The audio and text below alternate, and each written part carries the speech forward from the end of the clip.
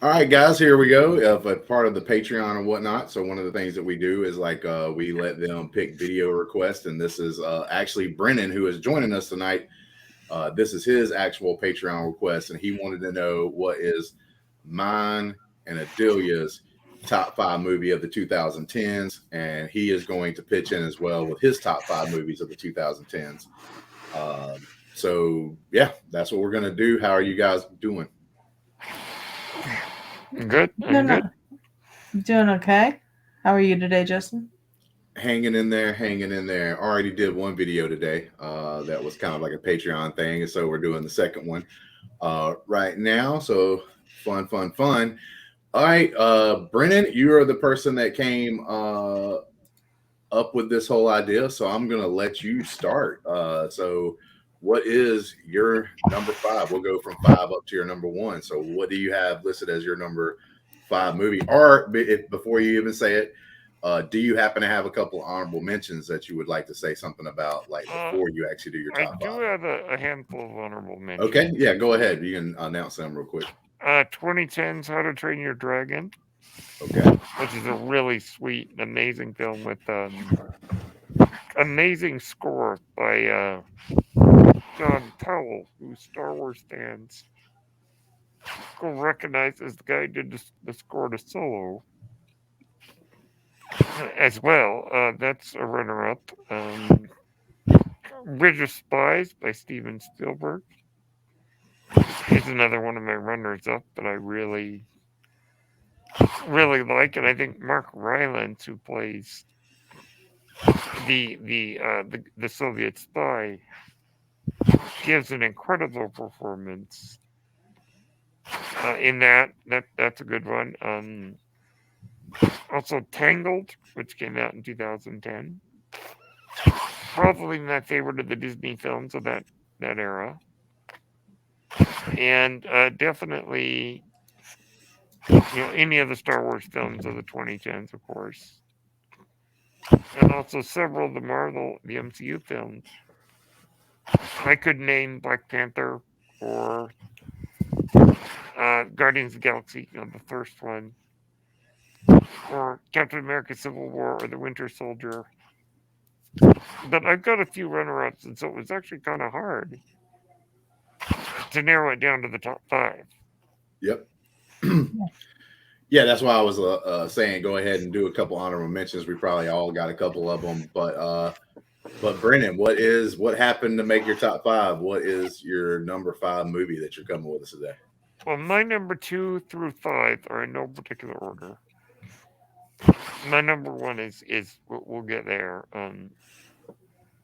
So my number five is the 2016 film Arrival by Denis Villeneuve. All right, I'm Higher on gonna throw. mine. Mm. I'm throwing this up there, going ahead because this is your five, Brennan. But we're gonna stop you there because one of the things I probably should have said at the very beginning is we don't know each other's list, so we're going in Mm-hmm. here Yeah. with our own list. So if someone says a movie that's on someone's list, we're gonna stop them there, and instead of like talking about the movie and what we love about it, we're gonna move on to the next one, so that we really only cover that movie like one big time. So that is And actually minor technical correction. My name's got an en on the end. Just sort of. Oh well, I messed that up. Well, there we go. Yeah. Well, First, just keep going. It's all good. but with that being said, Arrival is actually higher on my list. It made my list, so like All that's right. pretty interesting. Yeah, it's With higher that on being my said, list too. so okay, All Arrival is right. that is actually really crazy because I thought we'd all have three different top fives, completely different almost because we all like different things. To be Mm-hmm. honest with you, except for me and Brandon's love for like Star Wars and stuff. But Yeah. yeah, 100%. That right there is pretty interesting. So Brennan, he had the top five of Arrival, and it happens to be on both me and Adelia's list. But Adelia, what was your number five? My number five is a movie that I've watched a lot. I'm a bit of a Marvel junkie. I don't watch a ton of movies, so the movies that I watch are pretty much generally either a really huge blockbuster or movies that most people probably have never heard of. My number 5 is Avengers Endgame. I honestly can't name a ton of movies that I saw that are 2010s movies. But all the Marvel movies, this one is my favorite. I absolutely love the way it was constructed and the way that they went about solving the problems that arise in Avengers Infinity War, which is another great movie. But this one is my absolute favorite Marvel movie of all time, as far as the MCU goes. So it's a good choice. Good choice.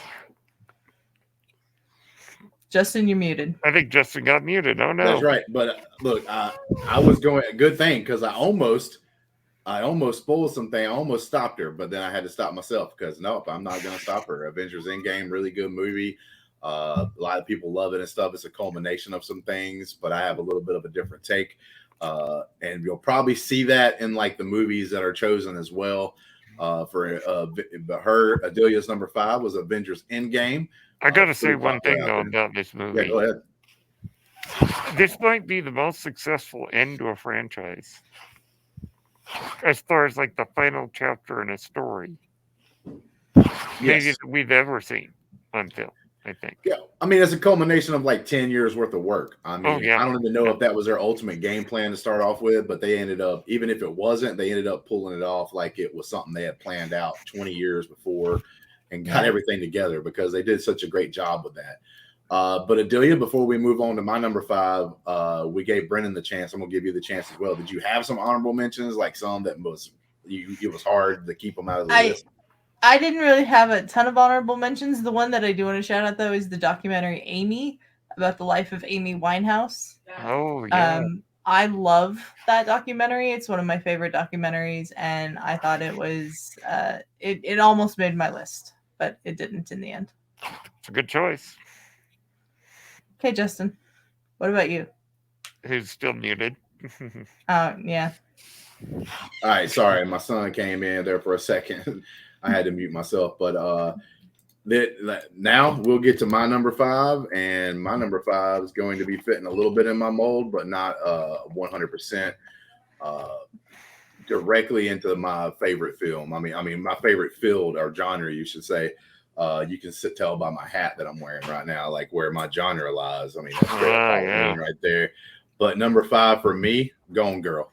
Oh, good choice. Gone Girl. It's one of those movies that I love. It's a little weird because they're totally different stories and stuff. But like 2 of my favorite movies of all time, and this is not our favorite movies of all time. This is from 2010 to like 2020. At least that's the way I took it. Gone Girl falls in that area, and but it reminds me a little bit of movies that affected me earlier, like Seven and Silence of the Lambs. I thought this was a really great film, was a really great story, and it was dark enough that like it kind of fit into like almost like this horror movie setting because you had this like toxic couple and stuff, and it turns it on your head. The biggest thing that I loved about it is it turns it on its head. It's because like every time we tell a story or hear a story about like say a toxic couple, it's always the dude almost every time. It's like the big huge piece of crap. The girl is totally innocent. You know, and it's like the guy gets all the bad rap. He's the one that does everything that's bad and horrible and everything else. I actually love this movie because like I don't think either one of them were perfect or technically the good guy, but like it obviously wasn't one or the other being the ultimate bad person either when it comes down to it. So like I really love this movie because of the fact that it turned it on its head. Everybody assumed, oh, this is a movie. There's a girl that's missing. Oh yeah, and then it's going to be, oh, her husband did something shady. And even though the movie tried to like take you a little bit away from that, maybe there's some doubt that like he did anything. It's still like when that was being done, like it was just really super creative to where you're like, man, it's too easy. I don't think this movie's going to end like that, but it still got you to start thinking that a lot and everything, which I really love about it because like I said, it turns it on its head. And I really want people to go watch the movie if they've never seen it. So I'm not going to go into great detail and super spoiler, but yeah, basically it took that one kind of story that is normally told a certain way and like just kind of flipped it upside down, which I found and I loved. Nice. I have not seen this movie yet. I haven't seen it either. Yeah, Gone Girl is really super great. It's yeah, just a great story told a certain way, filmed great. It's not like I am a horror fan, but this is really not a horror like thing. It's just kind of like a dark story about this like basically like a couple that had a little bit of fame and everything else and all that, and then things go haywire. But it's not what it seems. Everything's not what it seems in that movie. With that being said, Brennan, we will go with your number 4. Easy. Star Wars The Last Jedi. Now, those of you who know me well, as Adelia and Justin do, know that I talk about this movie nonstop. I think that I really like all 5 of the Disney era Star Wars movies, and I know that we just ended the amazing run of Andor, which is incredible. The Last Jedi, to me, the reason I think it works for me is because it was completely unexpected. The twists and turns in this movie were not what I expected. And at first, I wasn't sure how I felt. Because it's a challenging movie. But the more I watch it, the more I really come to love it. And I love all of it. Like, even some of the stuff that I know was a problem. For some people, I actually love all of it. And Rian Johnson is an incredible filmmaker. I have not gotten to see Glass Onion yet. And I'm really excited because I loved Knives Out. He also did Looper, which is a really good movie. And I really like and Justin and I talked about this, Luke Skywalker in this movie got to do the most powerful thing we had ever seen a Jedi do, and it wasn't a violent action, it was living the way the Jedi should. I like to think of this movie as it deconstructs Star Wars only to build it up and say, this is why we need it. This is why these stories matter. And I think it's got some incredible lessons, such as the greatest teacher failure is, or the lesson of that we need to be inspired. We need heroes. And I think that, in the way that the world is right now, we need that inspiration. And I also think it might be the most beautiful looking Star Wars film. Also, I think that this is the movie where I think Adam Driver gives his greatest performance as Kylo Ren, where his acting is like he pulls out all the stops. And I also think that this is Mark Hamill's greatest performance in any role he plays, I think, as Luke Skywalker. And getting to see the Star Wars universe from this different angle is really something that I just have come to appreciate more and more over the years. All right, Adelia, but because I'm going to have a little bit to throw in on here. Do you have anything like to add to this movie right here? The Last Jedi is growing on me. I didn't get to see it in theaters, and I feel like missing out on that communal experience sort of harmed my viewing experience because I didn't get to see it till 3 months after it came out because of foot surgery. That's And right. I remember. It's not my favorite of the Disney era Star Wars movies, but it really is growing on me. I agree on your assessment of Adam Driver's performance. He's phenomenal in this movie. There are parts of it that to me are still kind of a little boring, but it's a different opinion, and I fully acknowledge that if you love this movie, you have every right to love this movie. It's the best made of the Disney era Star Wars movies. I'll say that much. But yeah, it's growing on me. This movie's growing on me a lot. Yeah, so I'm gonna go on a little bit of a thing here. So Mhm. I didn't actually mention my ones that just were off my list. I'm gonna be honest with you. The Last Jedi was something I was like contemplating throwing on there. Star Wars is obviously like my favorite franchise of all time. So I'm obviously going to be looking at some of those movies because just personal favorites things here, right? This ain't me saying this should be your top five. This is my top five and Brennan's top five and Adelia's top five. So it's not like anything that goes against like, oh, this should be like whatever, like the top five movies of all time. The Last Jedi almost made my list as an honorable mention. A Quiet Place is also a movie that's not going to make my top five. That should be an honorable mention. And actually, Ryan Johnson shows up on this list twice for honorable mentions for me because like A Looper is a great movie that Ryan Johnson made that is super awesome and almost also made my top five. Almost too many to mention, but there's just a couple. But like with that being said, The Last Jedi, I always knew it was something different from the very beginning, from the first time I watched it. The way the story was told and everything else. But I've said this a couple of times, like on other shows and stuff like that, which by the way, I'm going to start doing a little bit of Star Wars content on the channel. And actually my first actual thing that I'm going to do is going to be is Rey that bad as far as a character goes? That's going to actually be like the first thing I do for Star Wars content. I'm getting it ready, getting some notes together and all that good stuff. But with that being said, this movie, Luke Skywalker possibly barely broke into my top 10 favorite characters of the original trilogy or whatever. If you would have asked me before, Chewbacca's my favorite good guy, has always been. And then, of course, I love all the, like, you got Vader and Boba Fett and stuff like that of the world. I've always loved, like, the bad guys, like the Emperor and everything else more than most of the good guys. People like Han Solo and stuff would even rank above Luke Skywalker to me.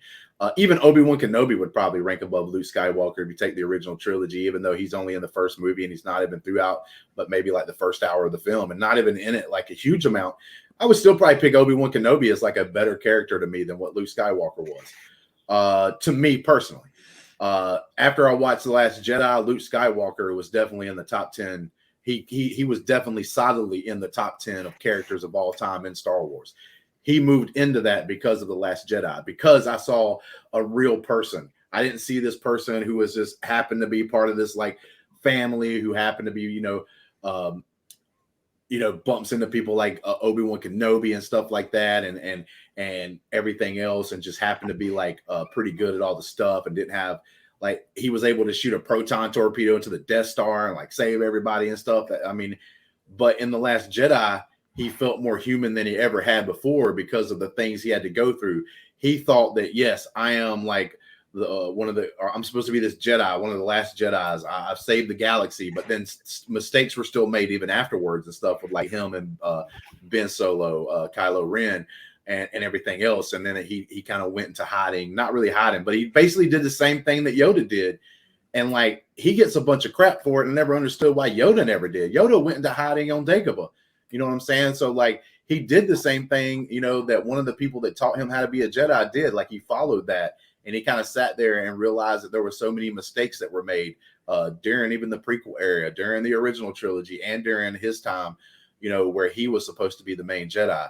And he knew there needed to be changes and stuff like that.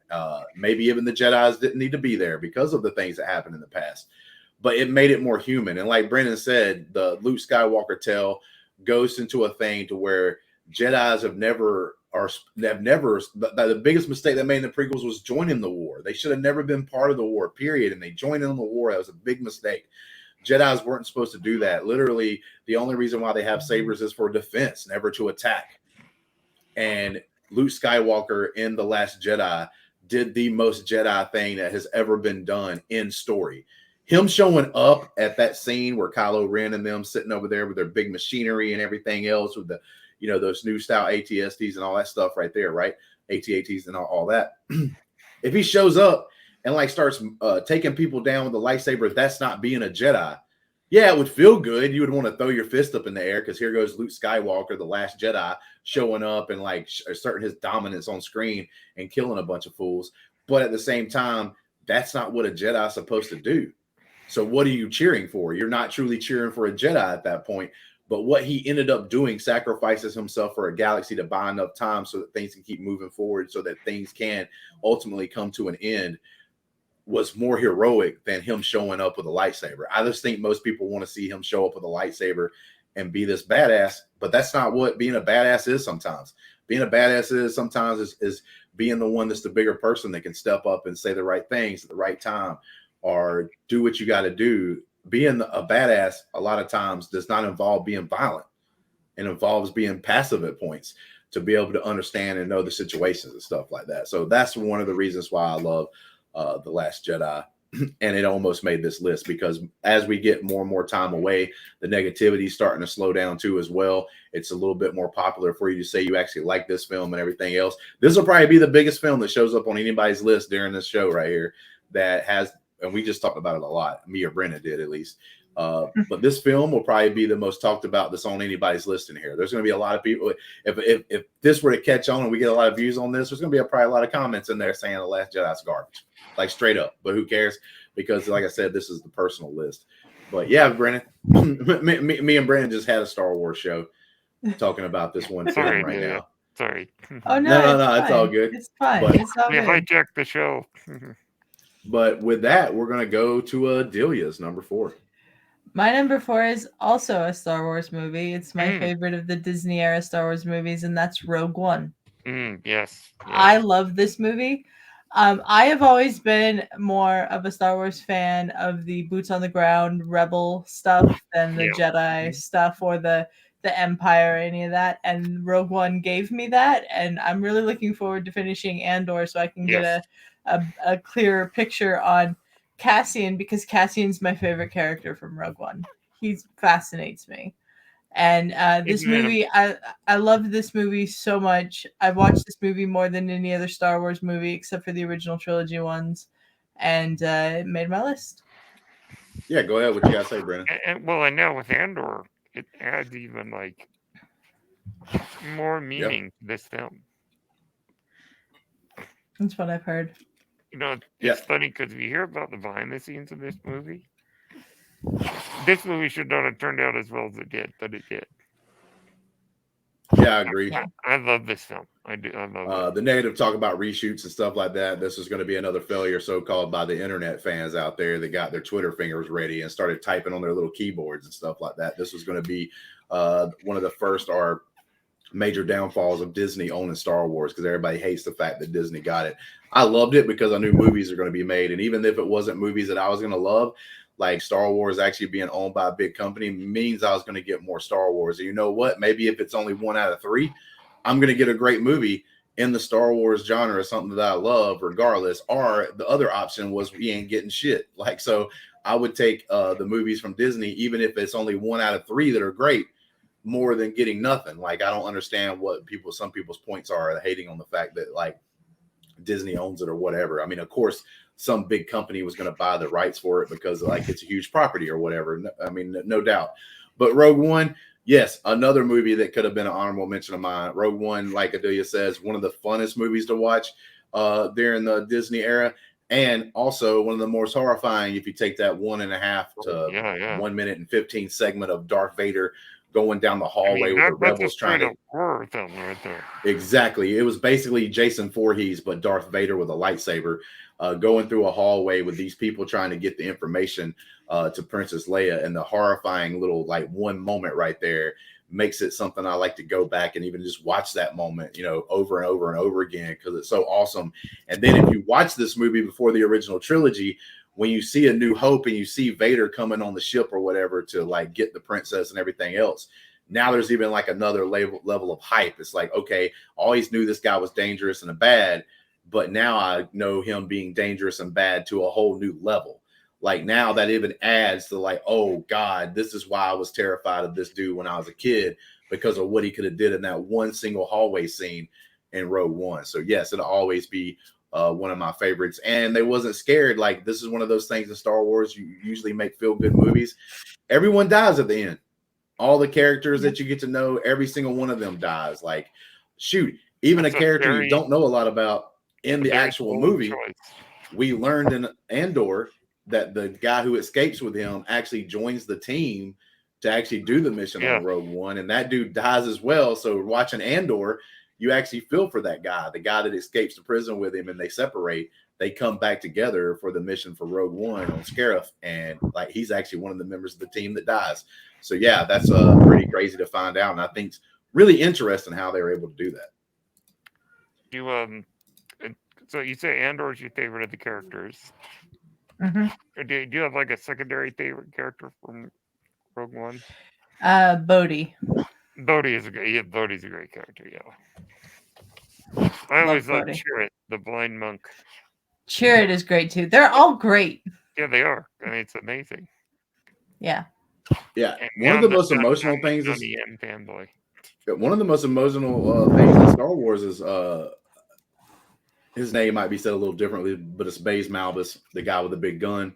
He comes out there to like his partner, you know, the guy that you were talking about, the blind Chimway, and he comes out there and he's like going across the thing, and Chimway just died, right? And he's just going out there basically to try to just be with his friend, and he's shooting these death troopers and everything else to keep him off his friend, and he holds his friend, you know, his head for a minute, like as he's dying, and like this whole time he's been like joking about like, you know, not being part of the Force or any of that stuff, like it's mumbo jumbo and stuff like that. Even though he once believed it, he has stopped believing in it.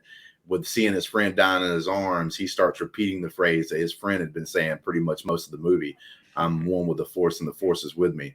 And like for him to start saying that again, and for him to reclaim his faith that he had beforehand, like in death, is like super powerful. Like you don't have to have, like some people's like, oh well, the characters aren't built. You don't have to have everything spoon fed to you to understand how important of a scene that was.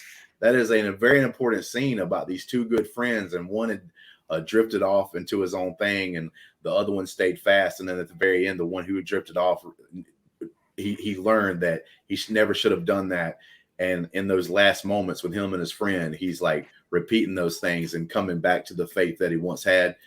That's really powerful, no matter what kind of movie you're talking about, even a Star Wars movie. So yes, love this movie. But with that being said, we're going to get to my number 4, and now we'll get to actually talk about. Well, actually, I don't know if we will, because my number 4 may even be higher up on Adelia's list than mine. So I'm pretty sure that happens to be it, because we kind of spoiled that a second ago. Because my number 4 is Arrival. So do I need to stop, because we're going to be talking about this later, obviously? Because well, it's my number 3, so. It's the next one for me. All right. So what we can do is Hambone's number 4 is Arrival. We'll go in a different order this round, because we'll go ahead, because I pulled this up and you've already done your number 4. So we'll pull this up for you as your number 3. So Adelia's number 3 is Arrival, which is my number 4 and Brennan's number 5. Mm-hmm. I love this movie. I absolutely love this movie. It is so intelligent, and I love the use of time in it. Yes.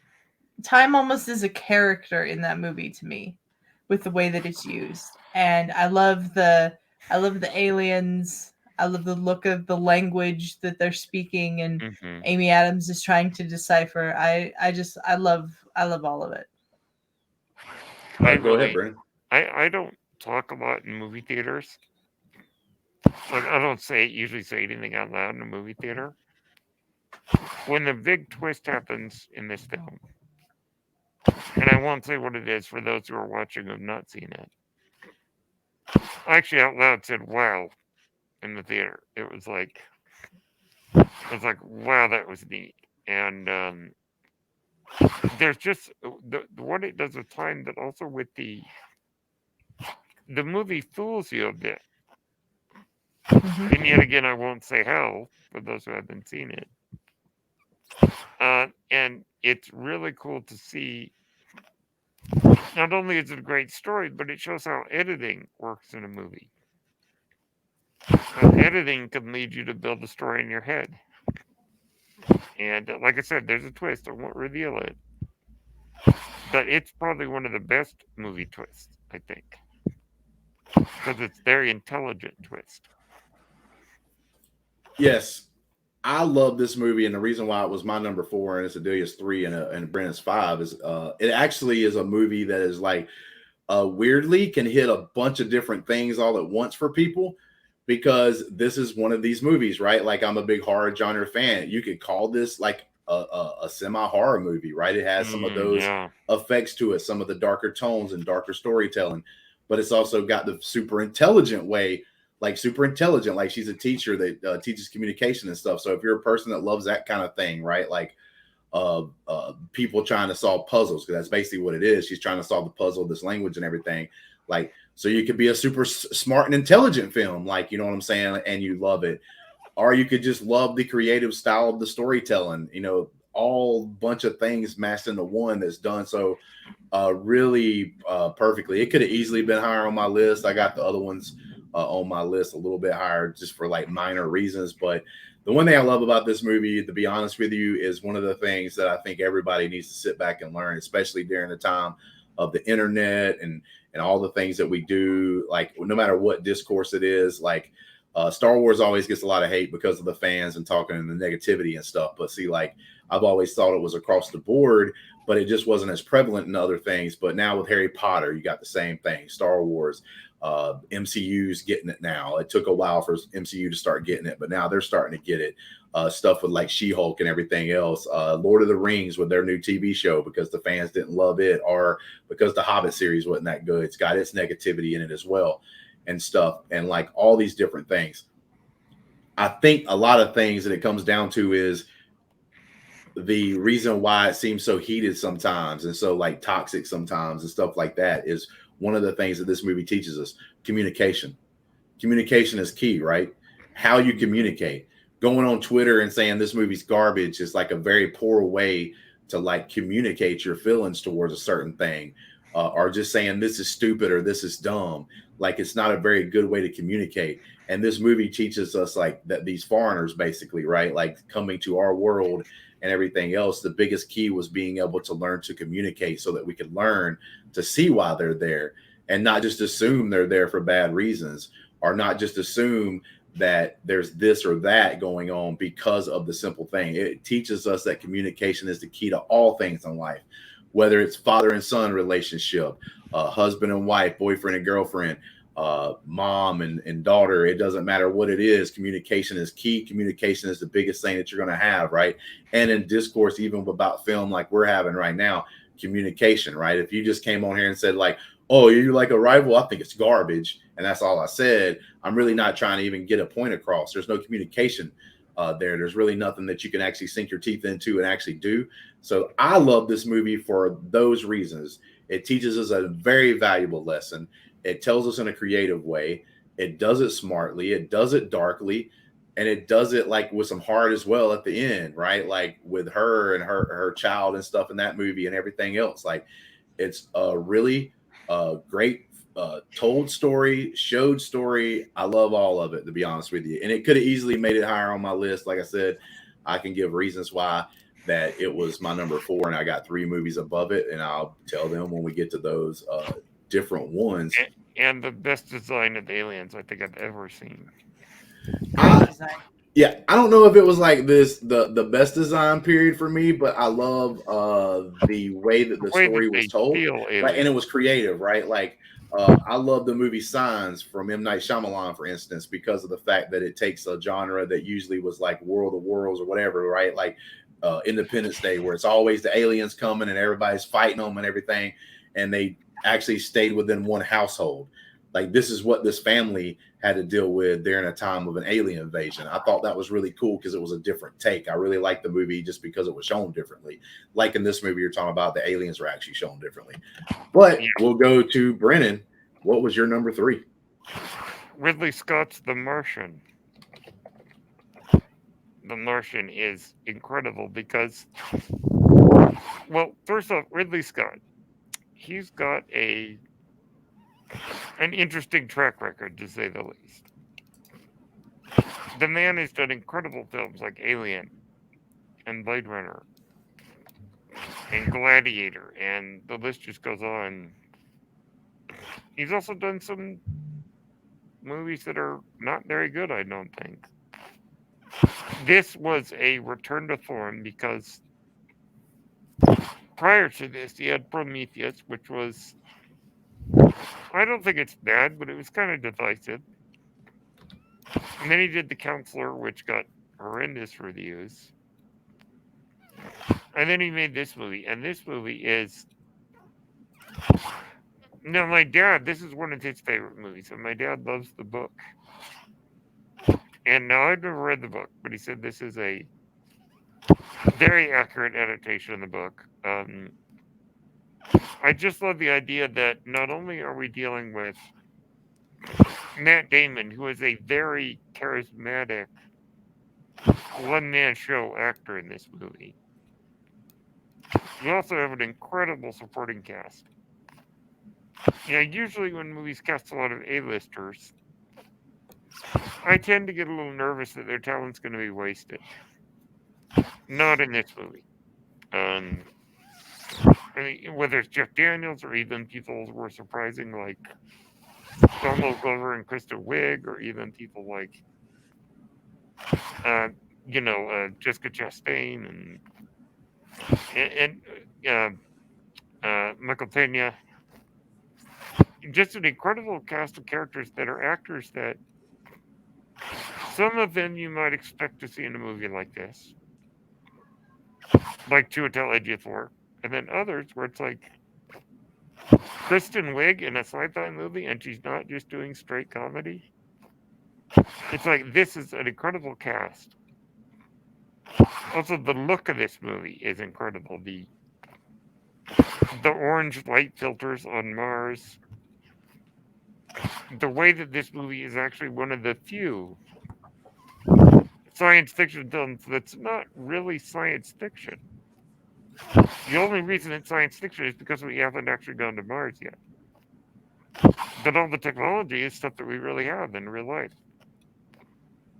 And just this story of the ingenuity of getting this guy home, of everything it took to do that, and just using science, using the environment to really figure things out. And so it's very creative, and it's also just a lot of fun. The score is great, but so is the great use of music, particularly a lot of disco, a lot of David Bowie, a lot of music of that era, which is really neat. And it's really a love letter to everybody at NASA who works so hard to do these amazing, amazing things. And so I just absolutely adore this movie. Nice. Delia, do you have anything to say about The Martian? I've never seen The Martian. I really want to. Ooh. I haven't read the book yet either, so I'm looking forward to seeing it even more after hearing Brennan's words. Man, my words exactly. I was almost going to say the exact same thing. I haven't seen this movie, so I really can't say a whole lot about it. But after hearing Brennan speak so passionately about it, that's a movie I'm going to put on some kind of list or whatever and watch whenever I can. But with that being said, we'll go to my number 3, which is Django Unchained. Yes. The reason why I have this movie like even a little bit ahead of Arrival, which I think super great, is because I think this movie does almost the impossible. I think Quentin Tarantino is one of the greatest filmmakers of all time. I don't care. I'll argue with anybody with that and everything else. I mean, top 3 filmmakers of all time to me is Fincher, Quentin Tarantino, and M. Night Shyamalan. M. Night Shyamalan, I get your arguments. I'll take that. Like, right, you know what I'm saying? I'm not going to sit here and force that on top 3. Are really something. But Quentin Tarantino is one of the greatest filmmakers of all time. And the reason why I say that is he took a movie, like you go back and you look at a movie like Blazing Saddles that was done back in the day. And you look at a movie like that and you go, man, that could not be made today. That can't be. That's impossible. You can't do it. Not with today's climate, not with the social media. Can't happen, man. Just the blowback, everything would just be horrible and terrible. Django Unchained did that, which I thought was impossible. He made you be able to see a movie with some really bad things in it, some really bad, like, story beats and everything else, right? Like that was pretty close to the time period that it was held in, right? Like, and was able to do it in a way that you didn't walk out feeling bad for watching it, right? Like it could have easily went a totally different direction where you walked out of that and like, oh man, I just watched that movie. I kind of feel dirty because like the topics and the things that are said, right? Like, and so some people that didn't know, the movie's about basically a guy who was a slave. He gets freed by this gentleman that happens to be like just like a salesman that's going, or actually a bounty hunter that's going around. And so he saves Jamie Foxx's character, and they hook up together and become bounty hunters together throughout the movie and stuff. But he's a black man, obviously, like in a very bad time of history and all this stuff. And there's things done, there's things that are said that are correct for the time period, that things people would probably do. But the way it's done, the way it's crafted masterfully, makes it to where you could see that style movie, you could see that style story and be like, okay, that's fine. They if you take certain moments of this film and you take it out of context and you just take like a 10-second clip at certain points, you'd be like, oh my God, like what in the world is this? This is horrible. But then when you take it in full context and you see the whole film and you see what was done, man, it's crafted just so great, so good, and everything else. And like I said, this movie makes my top 5 and makes it in my top 3 because it done something that I thought was practically impossible to be able to do, and it was able to do it. I know that this movie is controversial to some, and I think rightly so, because it's dealing with a very heavy controversial topic. I know that for myself, there are some people, I don't know if this is, in case anybody has been misled by other marketing or whatnot, this is not a comedy as much as some people thought it was a comedy. There are moments in it that are very funny. There are also moments in it, as Justin points out, that are utterly horrifying. There's this one scene where this slave is up in a tree because these guard dogs are going to kill him if he comes down. And I'm thinking, watching it going, no, this does not sugarcoat slavery. No, it sure doesn't. What's horrible. And also it definitely has that Tarantino wit to it. Like most Tarantino movies, it doesn't fit into any particular genre per se, because it goes all over the map. And if this film is something that you as a viewer have a hard time with, that's fine, because I think it's meant to be dealing with some pretty hard stuff. It's meant to be uncomfortable, but in a way, like I said, it's magical in the fact that it can let you see a scene like you just talked about, but then you also laugh and stuff. And like I said, when you go out of the movie, you talk about how great the movie is. You're not talking about, oh, this is horrible stuff, because of the way it's put together. I mean, it's just fantastic how it's done in that way. And it's just crazy that it was able to be done in the time that it was done. Right, doing something like this in the 60s or 70s wouldn't even have been a big deal. Like I said, go watch Blazing Saddles. That's crazy. But like in this era, for a movie like that to be able to be done in a partially funny, serious tone, and dude, Quentin Tarantino, 2 of the best scenes that's ever, maybe even 3 of the best scenes that I've ever seen in movies, is Quentin Tarantino writing things where people sitting at a table. In this film, at the very end, Leonardo DiCaprio, I think I just said Crapio on accident. Leonardo DiCaprio's scene where he's like with Samuel Jackson and all them, and that whole dinner scene right there where they find out, oh, this was Home Dude's wife or whatever, and she's actually part of this house and everything else. But like the scene in Inglourious Bastards where they are talking about drinking milk possibly and stuff like at his table. One of the most riveting scenes.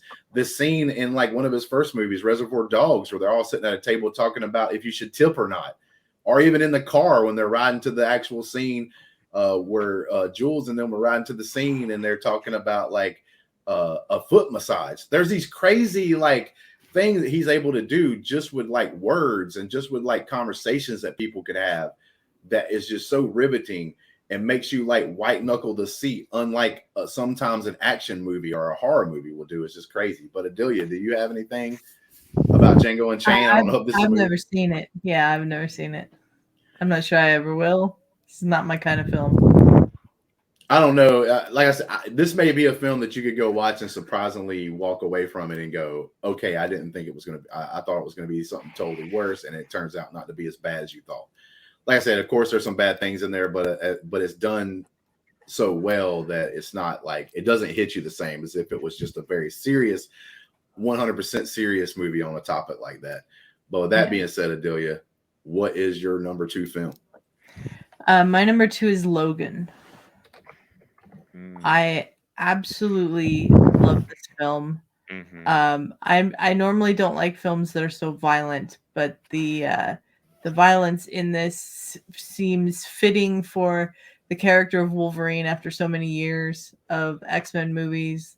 It's a great send-off for Patrick Stewart. I thought it was a great send-off for Hugh Jackman, but apparently we're getting some version of Hugh Jackman as Wolverine in Deadpool 3, which I'm very excited about.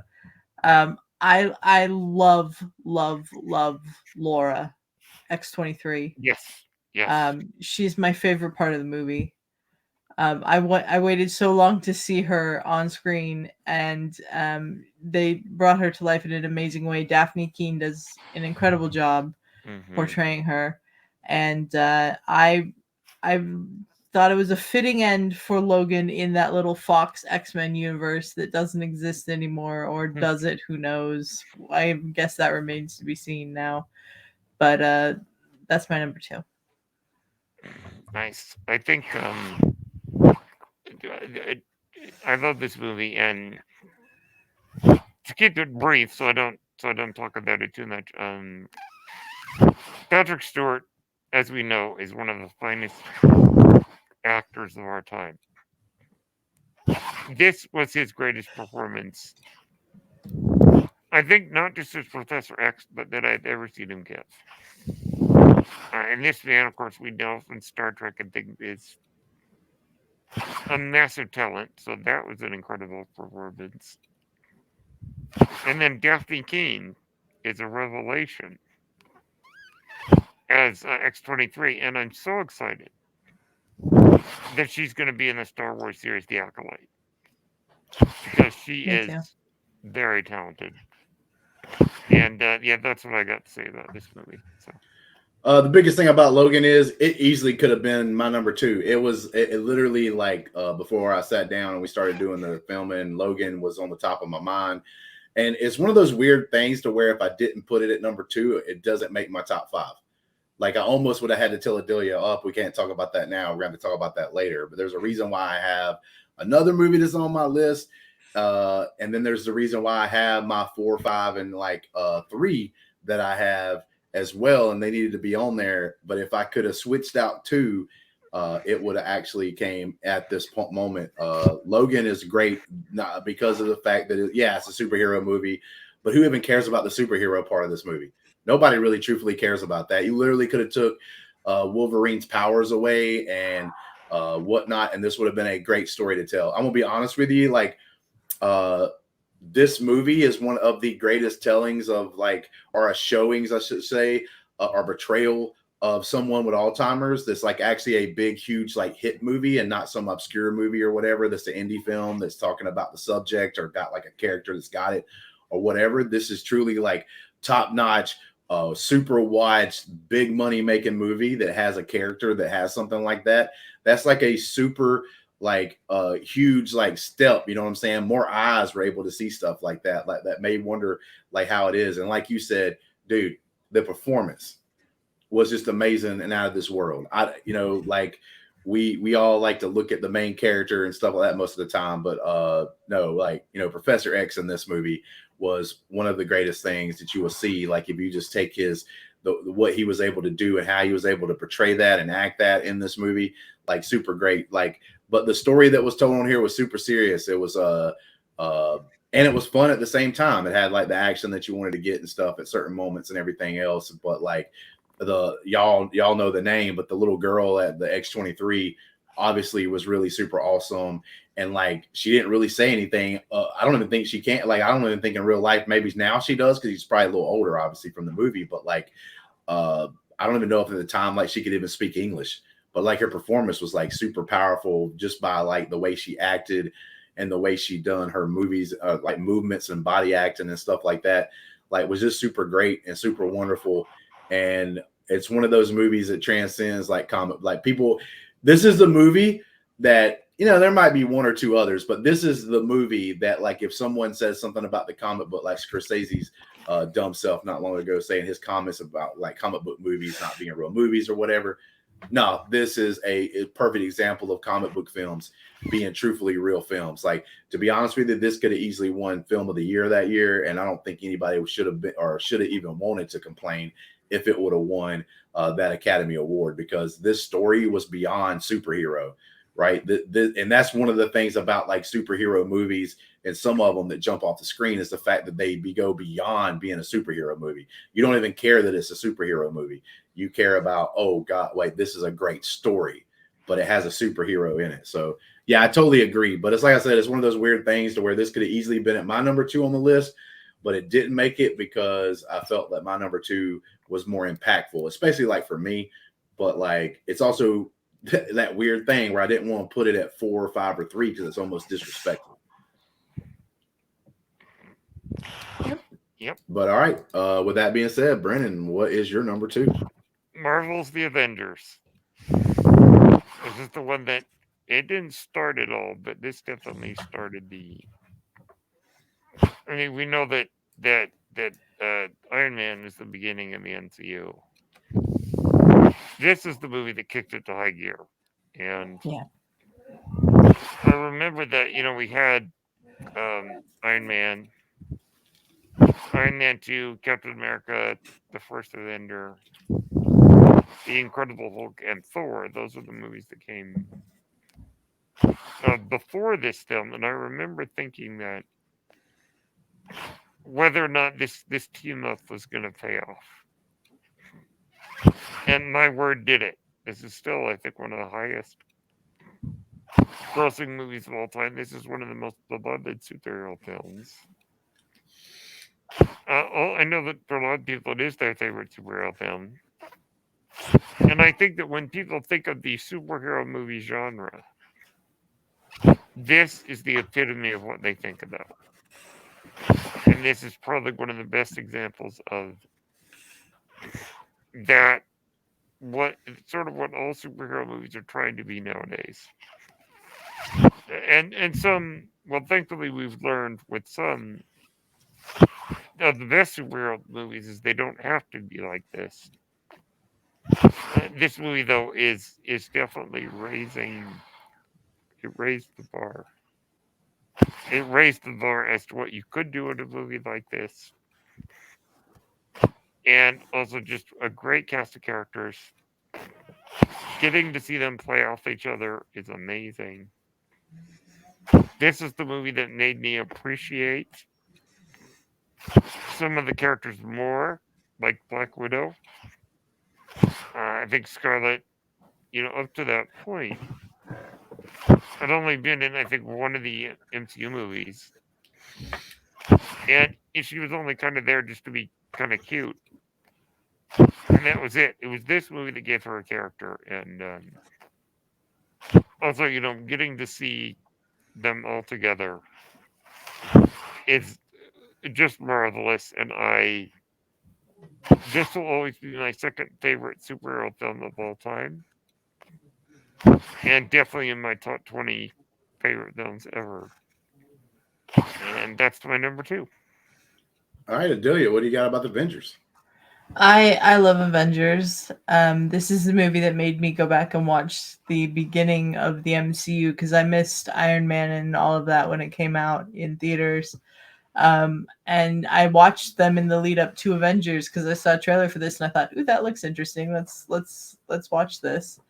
And I realized I needed to do a little bit of homework beforehand. But even without having seen even with that, I think you can watch this movie having not watched the solo movies leading up to it and get caught up pretty quickly on who these characters are and what they're doing. I love this movie. It's not my second favorite Marvel movie, but it's my second favorite Avengers movie. And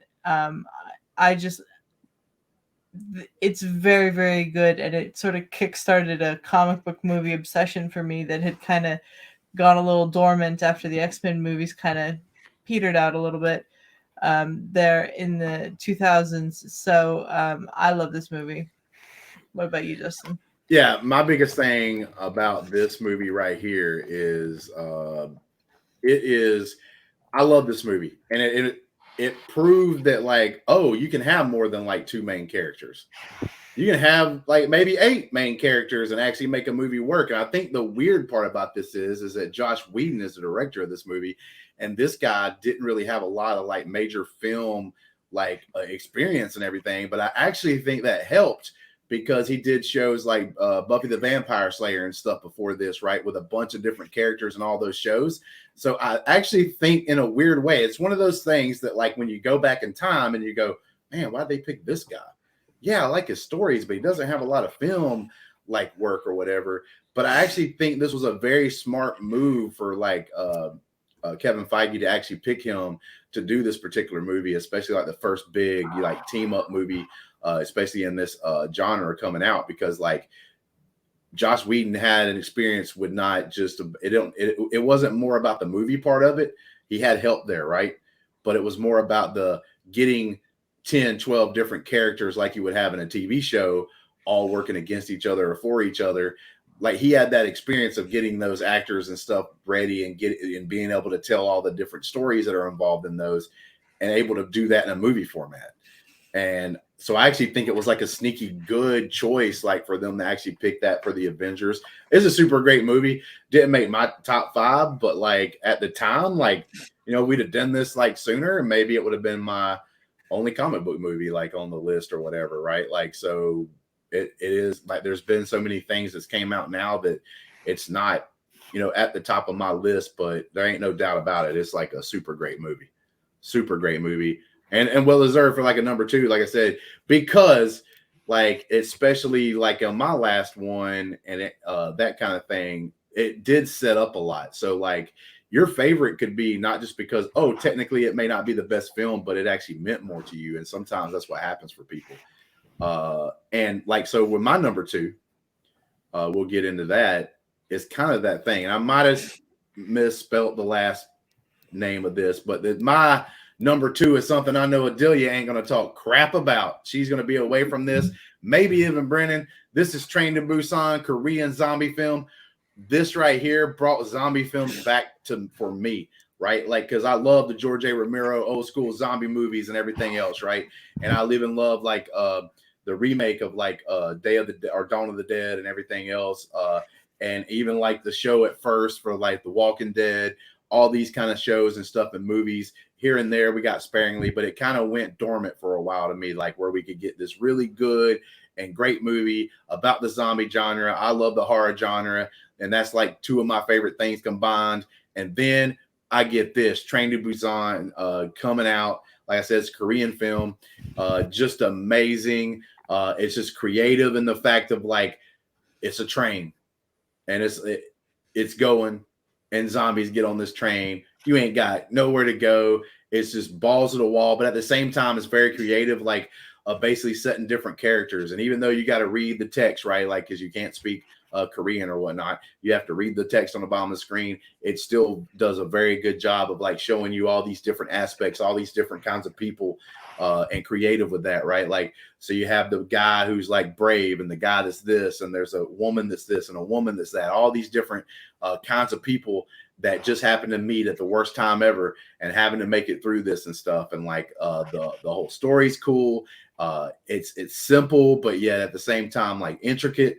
Like this is one of the best zombie films that you could probably see of all time. But because of that, it's on there because it like awakened the zombie genre again for me. And during this time, and it was just amazing that it was like a Korean film. Like this is my favorite foreign film of all time, period. Well, except maybe there's something I'm just not thinking of right now that's up there that's super great as well. But like for me, as far as my memory goes right now, I'm getting old, so it's going away a little bit. Train to Busan, my favorite foreign film of all time. Like every time I'll watch it, I don't need to have no English dub. This movie, I will read the text. I don't give a crap. Give me this movie and give it to me all the time. I will let you 2 guys expound upon that, but I know like Adelia is not going to say nothing because she don't even know this movie probably exists. Oh, I know this movie exists. I've just never seen it, never will. And I I haven't think seen it'll it be either. anything. I haven't seen it either. If you can deal with horror, go watch Train to Busan. Like, don't care. It don't matter if you have to read a little bit. Learn how to read if you don't know how to read. I know there's some other people in Alabama that don't know how to read still, but like go learn how to read so that you can watch this story and enjoy it and everything else. It's more than just a horror film. It's a horror film, and it does all the stuff you expect in a zombie thing, but at the same time, it's like got a lot of actually like it seems to be a very shallow movie. Oh, it's a train that's going to Busan and zombies show up, but then there's a lot of like depth to it that you didn't even expect whenever you first watched it. Like I was just watching it to have some fun and watch some zombies, and then got to learn and see way more than I actually bargained for whenever I saw the film. So like, great, wonderful movie. If you love horror, you love zombies, boom, one of the best out there, if not one of the best of all time. But here we go, final round. Adelia, your number one movie of all time. Not of all time, but of the For the 2010s. 2010s. Yeah. A Star is Born. Ooh. The Bradley Cooper and Lady Gaga film. Mm. I went and saw this with my sister in the theater, and we had a great time. The music is phenomenal. They both are incredible singers, and Bradley Cooper does a great job directing this film. I thought Lady Gaga's performance in this was amazing. I did not expect her to have to be able to act as well as she does in this film. I expected obviously the music would be good, but she really surprised me with her performance. I didn't know. I'd never seen another version of this film. I know there are 3 others. I think maybe 4. So I didn't know the story going in or anything like that. So I was pleasantly surprised by it, and I thoroughly enjoy it. And I watch it every once in a while and just have a good time. Nice. Brennan. I have not seen this film yet. Oh, I have wow. seen the first 2 versions of A Star is Born, the 1937 and 1954 versions. I have not seen the one with Streisand or this one. So I know that it definitely was beloved when it came out.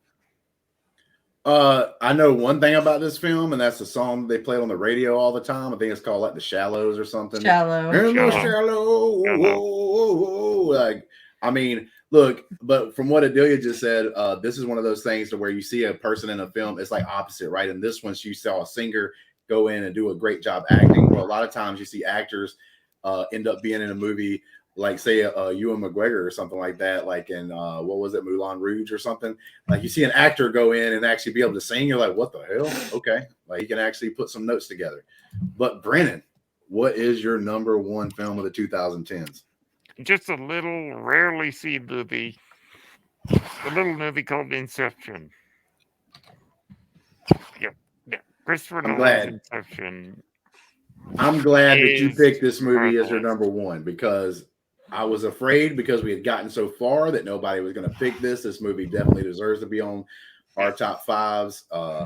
But yeah, go ahead.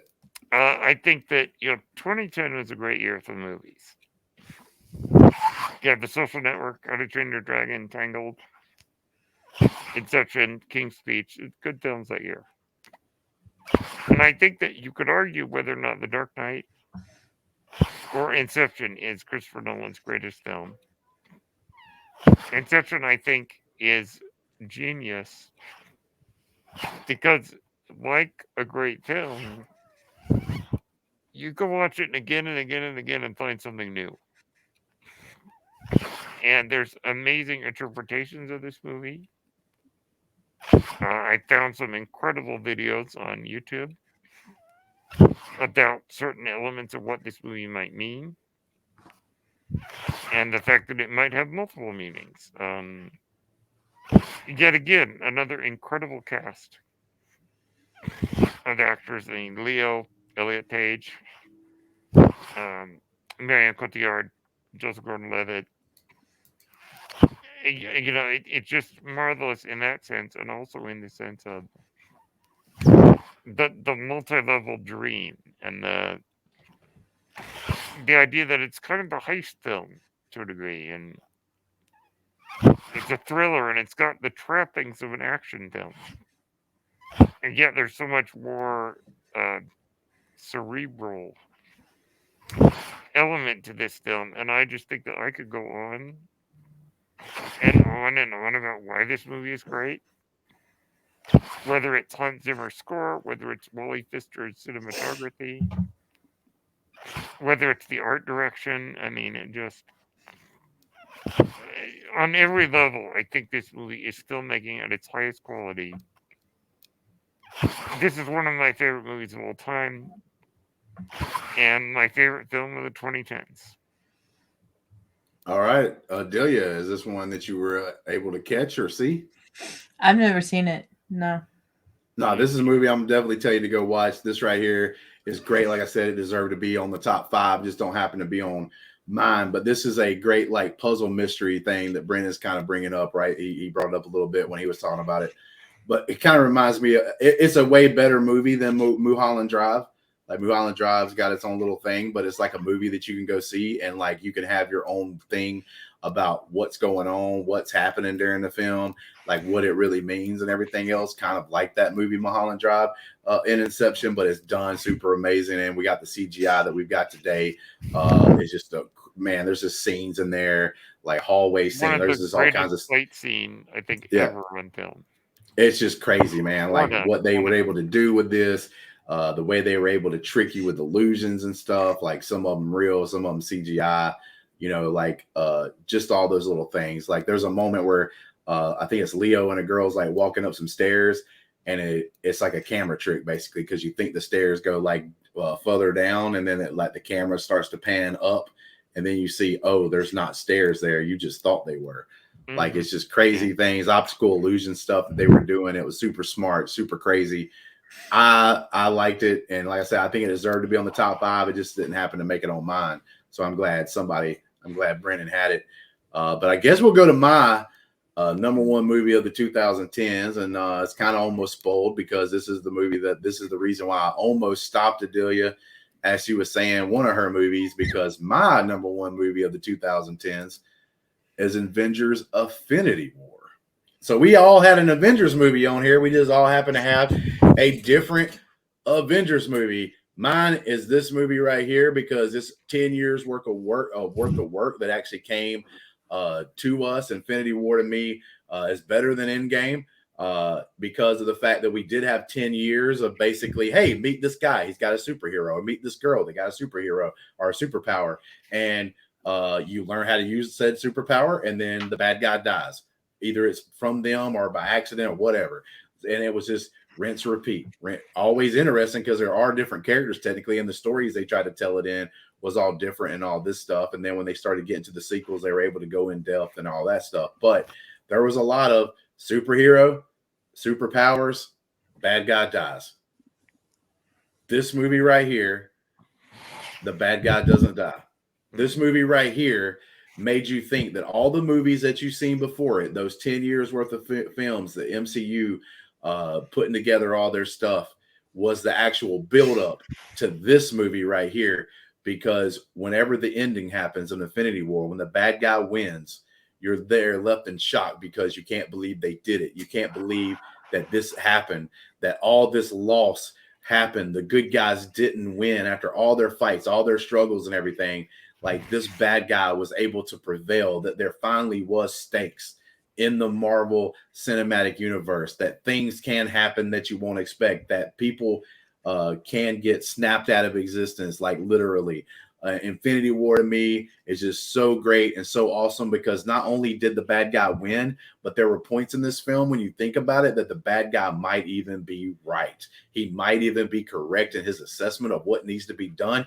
And you kind of hate yourself because you're sitting back going like, yo, he's got a good point, but you don't want to feel like he's got a good point. You don't want to sit there and go, oh man, he's making a little bit of sense. You don't want to feel that way because what he wants to do is bad. He wants to knock out half the world's population with one snap of the finger to be able to, but at the same time, it's to save the planet. And he wasn't just going in this blindly and making a rash decision. He's seen that happen to his home world the exact same thing that would eventually happen to this world, to Earth. So like he actually has a reason for it. There's like he's got personal experience of things that happen. So when you look at the character and you're just like, oh my God, like he's trying to kill half the world's population. That's crazy. But is it? Right? When you have to say, is it actually crazy? Like, is he completely wrong?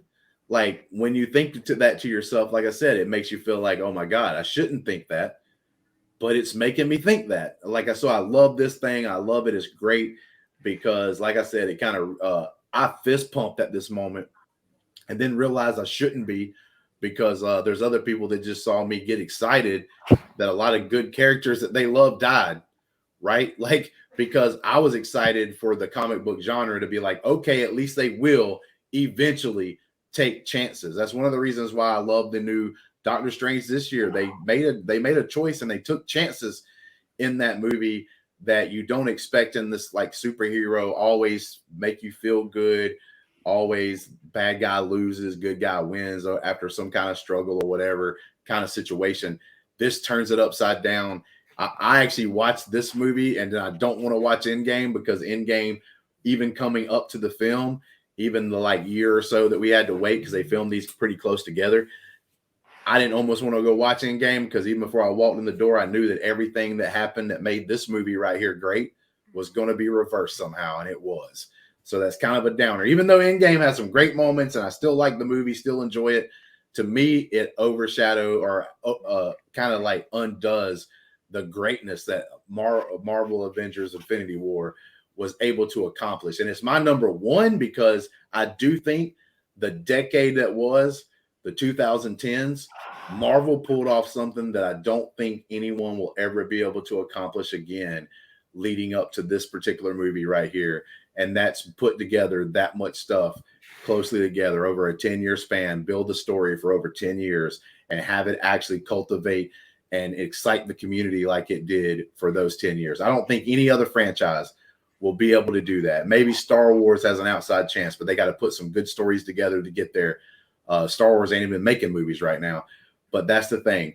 What Marvel was able to accomplish may not ever be copied again, may not ever be possible again. It was the perfect storm, and they were able to pull it off, and that's why it's my number one.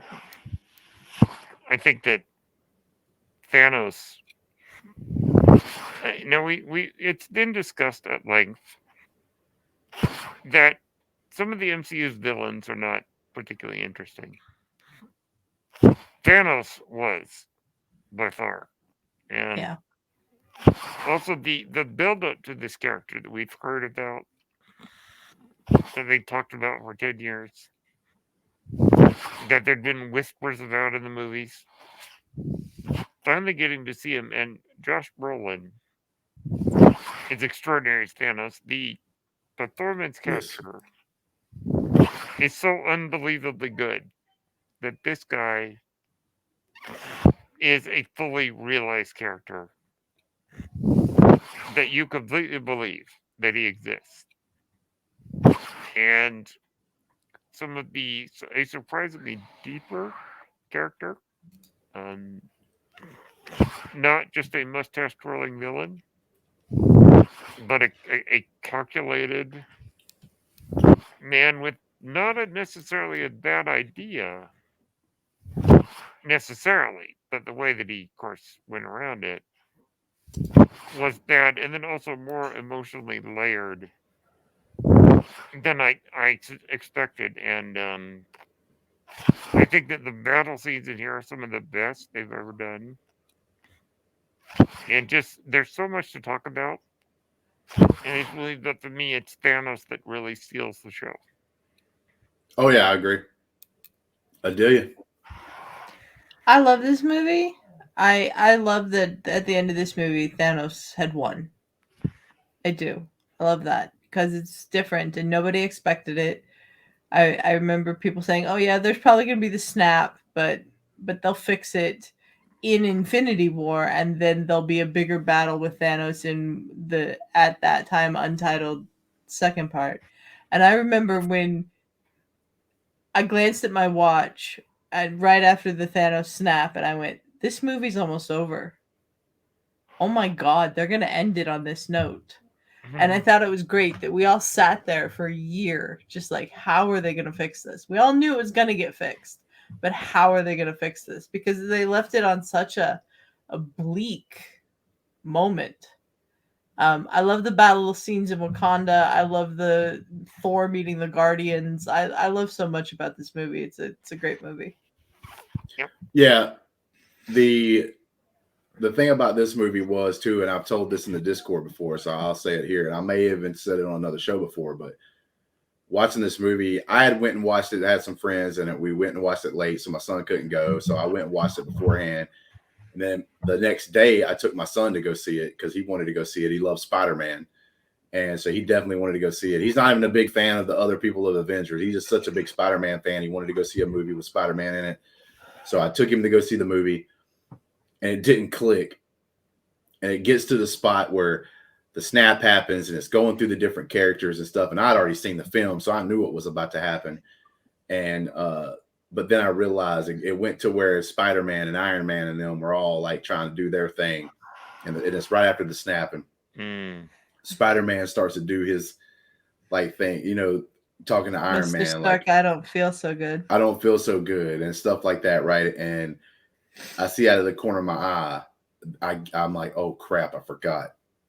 Like, oh man, my son's not gonna like this. And he was younger than he is now. He's 15 now, so he was way younger than this. But like in the corner of my eye, I see him, and I feel super bad immediately because he's not doing the ugly crying. He's not making the sounds that you would hear of someone sobbing. But it was like seeing two waterfalls gush out of my son's eyes. And like he didn't want other people to see it, so he started just doing this right here, but he couldn't stop the tears from flowing from his cheeks during that scene. So the one thing that's redeeming about Endgame, even though I think it reverses a lot of the importance of Infinity War to a certain point, was the fact that I got to take him to go see Endgame, knowing that Spider-Man was going to come back. And the moment that Spider-Man does come back and be able to do some of his stuff, my son being excited for that. But I just remember seeing those tears and being like, man, this is super bad. My son feels super terrible and everything else. And I just walked out of the movie theater trying to let him see the light, like, hey, they're going to make another one. He's like, Dad, what if they're lying to us? What if they're not making a movie? What if they said that to fool us because they didn't want us to think that Spider-Man wasn't really dead? And they're just making the story up that they're going to bring him back and they're not because he's really dead. And he just keeps saying that and stuff because, like, at the time he was a lot younger than he was now. So, like, he understood things, but like it was that point of like he even understood it well enough to where he was like, man, maybe they were tricking us, Dad, and everything. I was like, son, he's got like his own movie that's coming. Well, what if that movie's about the time before this happens, Dad? Like, and all this stuff. He's like just telling me all these things he's working out in his head because he's so super sad that Spider-Man died. So I'm just trying to let him see the light and everything else. But like, and I was able to calm him down. And obviously we had a great time seeing Endgame together. But at the end of this movie, I was trying to show my son the light. Thanos, he got to walk out into the sunshine, into the light, and know that he won, know that he did what he did. I love the fact that this dude went to a farm. He put all of his gladiator stuff away. Like he didn't need it anymore. He just wanted to chill. He wanted to plant some corn or some whatever plant he was going to plant where he was at, like, and everything. He didn't even want to fight no more. Like that was just one of the greatest touches of all time, especially like in a comic book movie period. And I just really loved it. But do you guys have any last comments? Mm-mm. If not, it's time to get out of here. So thank you. Like we had this up at the very beginning. I'm throwing it back up there now. This is a Patreon requested video that we do when the Patreon is like, so if you're at a certain level, Brennan is obviously part of the LGR executives. They get to pick a couple members of the crew to do some kind of like thing, like any kind of thing. We can talk about any kind of topic. Brennan just wanted to know our top 5 movies of the 2010s. And so he picked me and Adelia to be part of this. But if you're a part of that tier, this is one of the things you get to do. You get to pick any kind of topic for us to talk about. It don't even matter. It could be anything from top 5 movies of 2010s to booty juice. It don't matter. Put it up there. We'll do it. If you're part of the LGR execs, we just like to have fun with it and like to see what you guys pick for us to do and everything else. And yeah, that's pretty much it, guys. And until next time, peace.